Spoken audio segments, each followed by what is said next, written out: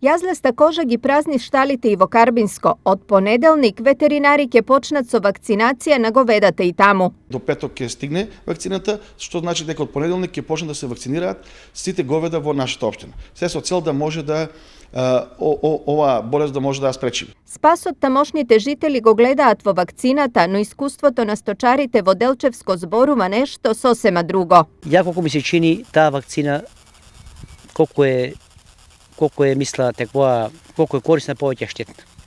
Сад може само грешка, а може само право. Иначе кравите, додека не беше ставена вакцината, кравите беа исправни. Немаше никаде такво. А тебе кога вакцината? После вакцината. Едната покажа на 5-тиот ден.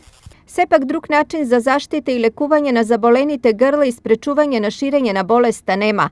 И додека сточарите се крстат во вакцината, општината презема мерки да спречи ширење на зараза од угинатиот добиток. Ние како локална самоуправа имаме законска обврска да ископаме дупки, кај што угинатите говеда ќе може да се затрупуваат таму. Тоа го дел направивме, дел го правиме во моментов и за ден-два ќе бидат ископани во сите населени места.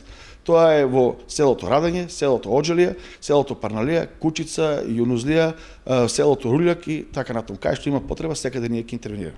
Инаку болеста јазлеста кожа во Карбинско се појави пред околу 2 недели. Жариштето е главно во потплачковичките села, а најмногу заразени говеди има во Кучица и Парналија.